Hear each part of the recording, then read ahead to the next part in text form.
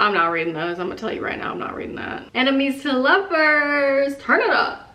Hey guys, welcome back to my channel, or welcome if you are new here. My name is Maddie, and in today's video, I am going to be letting my trusty TBR jar pick my June TBR. Now, is my success rate for reading all of the books I pick in these videos high? No. No, it is not, but I do always read a few books I pick in my TBR jar videos, and you know what? These videos are fun, so I'm gonna keep filming them.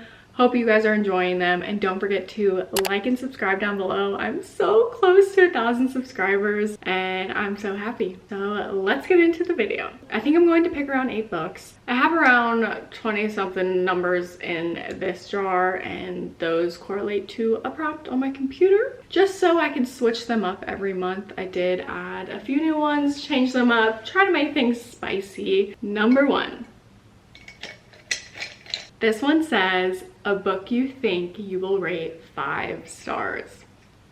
Amazing. Because the only book I have on my mind right now is One Golden Summer by Carly Fortune. I have a hold from the Libby app right now because, believe it or not, I had some self-control and I did not purchase that book, even though I wanted to. So I might as well read my Libby hold while I have it. And I've been wanting to read this book since I got it a week ago, but I have been traveling. A. B, sick. C, have people in town, so don't really have time to read. But now is the perfect time. I'm definitely going to read this book in June. So one book in this video, I will definitely be reading. A win is a win. Now, if you don't know, One Golden Summer is by Carly Fortune. She wrote Every Summer After. That was her debut novel, and I ate it up. I loved it. I have it right here. I moved to Europe and I still brought this book with me. I haven't reread it or anything, but I just needed it to be here with me. Other books I left home in my storage unit. This one came with me, if that tells you anything. Gave it 5 stars. Some people don't like the trope in this book. I don't know, y'all. I loved it. I think it shows the main character's love for each other even more. And I'm so excited to read One Golden Summer, which is her newest release that came out in May, because it actually follows a character in Every Summer After, and that is Charlie. I'm so excited to hear Charlie's story and to see him get his happily ever after. I follow Carly Fortune on Instagram. I think she's amazing and I just love her and I love her stories. She made a disclaimer that you don't have to read Every Summer After to read this one. You can read One Golden Summer as a standalone, but I definitely recommend you read Every Summer After sometime down the line because it's an amazing book. I'm not going to read you the summary of One Golden Summer because I'm sure someone else already beat me to it. It is all over the internet right now. Book creators everywhere have been loving this book. People who even hated Every Summer After gave One Golden Summer 5 stars. What am I even talking about? Basically, I think that book is going to be 5 stars and it is on my TBR. Let's go. Prompt number 2, a sad book. Wow, this is amazing because the first book that comes to mind is Promise Me Sunshine by Cara Bastone. Like One Golden Summer, I've heard amazing things about this book, and I know it's sad because it deals with grief. I know our main character loses her best friend, and so it's kind of her journey after that. I really enjoyed Ready or Not by this author, and I think this one will be no different. So let's read it. Let me read you a little summary of it. Lenny is a bit of a mess. Ever since cancer stole away her best friend, she has been completely lost.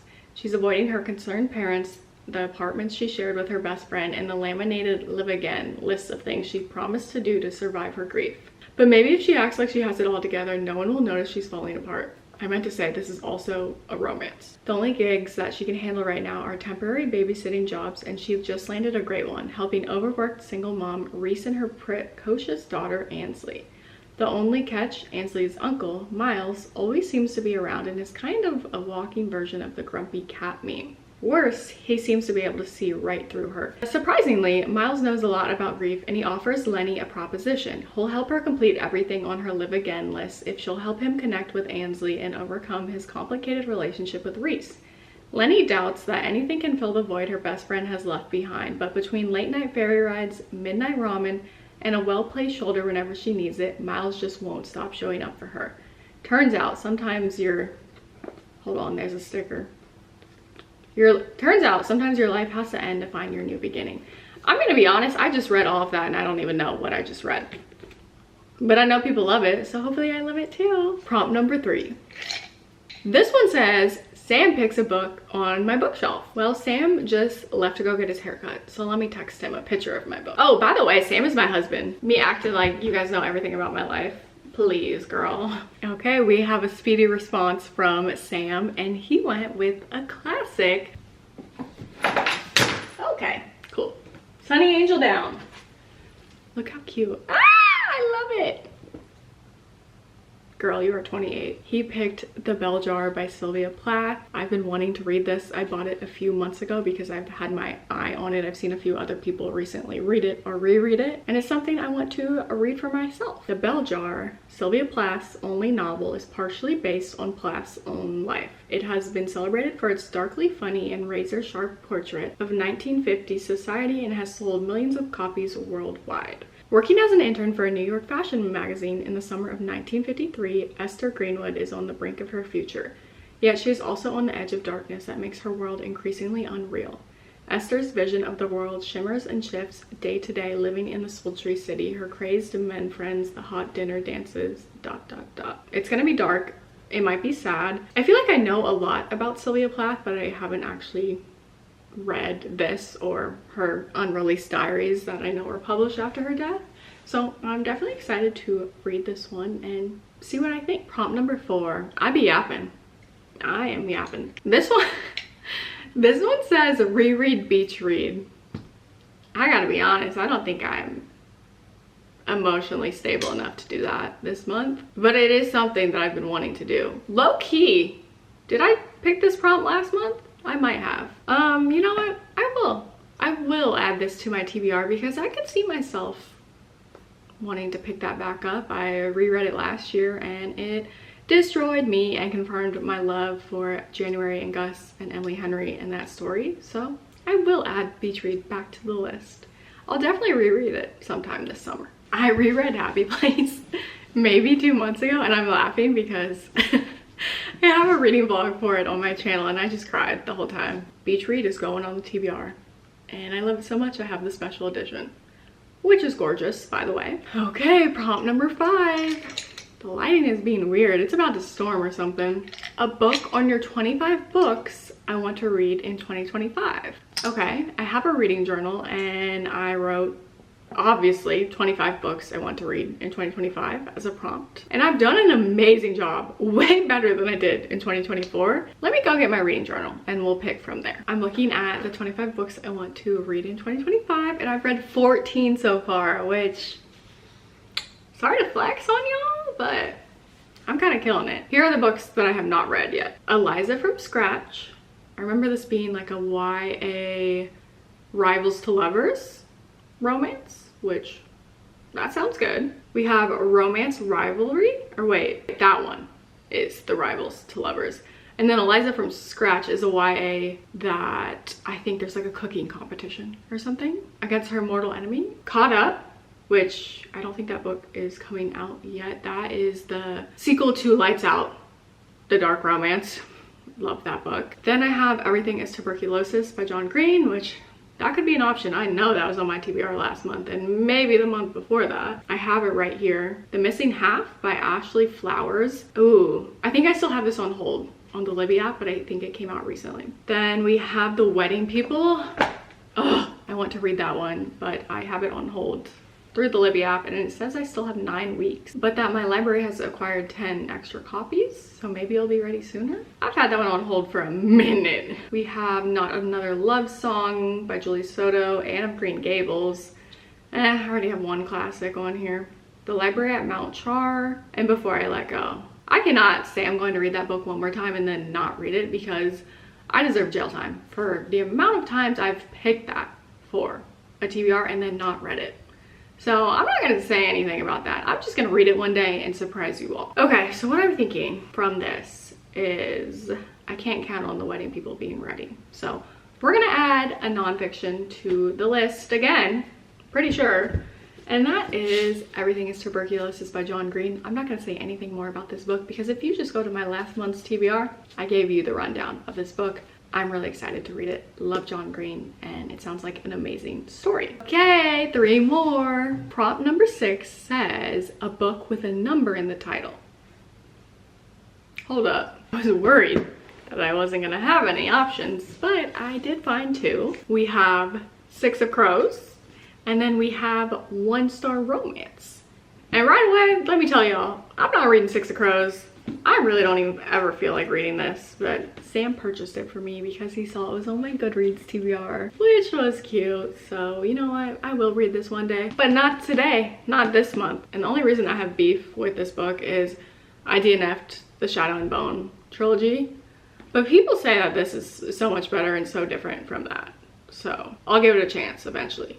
It's the same author from Shadow and Bone, if you couldn't tell, Leigh Bardugo. And she also wrote, or am I making that up?